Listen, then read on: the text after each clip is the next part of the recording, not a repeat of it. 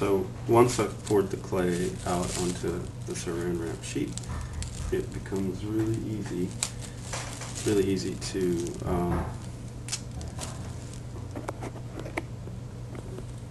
it's really easy to have it unwrap. The beauty of this method, the hot clay onto the saran wrap cooling, is in about 5 minutes you can make a very thin, flat, usable, workable sheet of clay and tear off or take any piece of it and start to work with it fairly, fairly elegantly, really. And this protects it from the oil from other surfaces, so you can store your clay pretty effectively against other clay without it getting hurt, and then quickly open it up and use the part that you want. So it's a pretty neat system.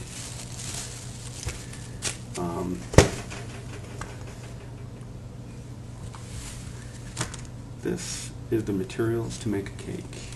I like to talk about cake making because baking and sous chefing is very similar to what Strata is. It's a series of preparation pieces.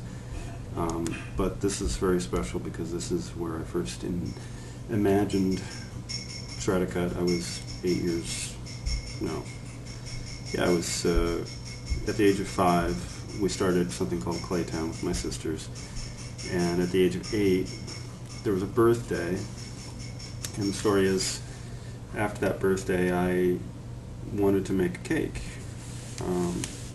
with my sister Shelley. I believe she probably had a lot to do with pushing me to helping me do this.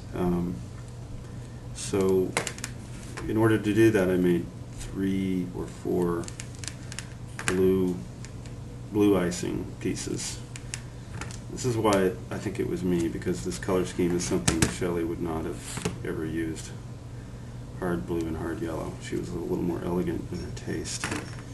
I would take the other slices of yellow and blue, separate them, pattern them up like this, and then wrap the last piece of what you'd call icing around this cake, finish it off, and when you look at it from the outside it's like just a piece of circular yellow, it's not much different than this. But when you cut it up, you take a slice out of it, this right there, that moment was the magic moment when I knew the strata cut, or the cutting of the layers inside of something. They still live, they still survive, and they don't disappear once they've been buried inside all this other color. There's a lot going on in here hidden from the eye and not revealed, and it also came out very clean looking. That was part of what impressed me, that the pattern wasn't all mushed together, that the knife slice was a clean slice that allowed you to, it revealed a really pristine look.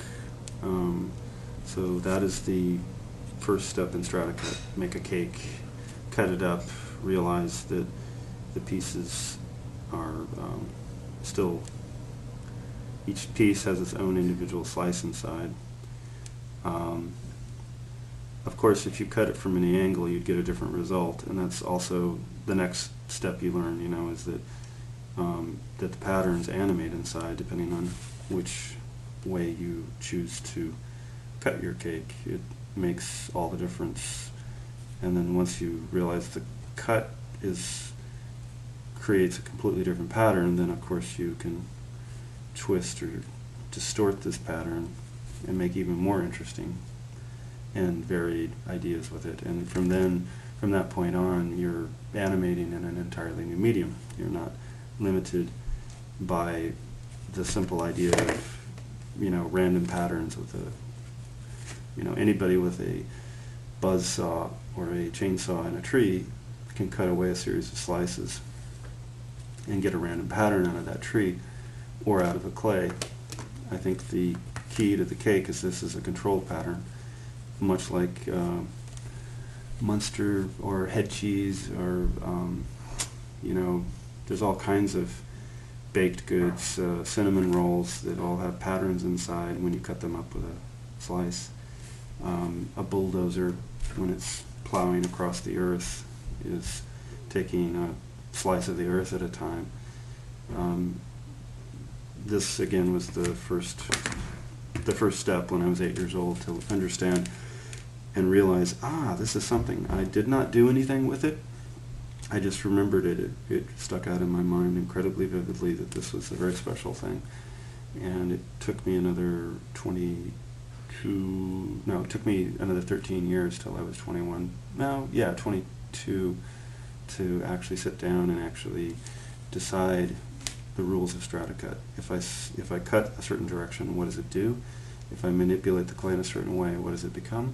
And create a strategy of a vocabulary of different effects and ideas that control it. Instead of it being a random process hidden from view, there really is an animation process. But I couldn't do that at age 8. I had to learn how to be a filmmaker, how to be an animator, and so 13 years later I could actually sit down and start to sort of reverse engineer the parts and pieces that would make it actually animate.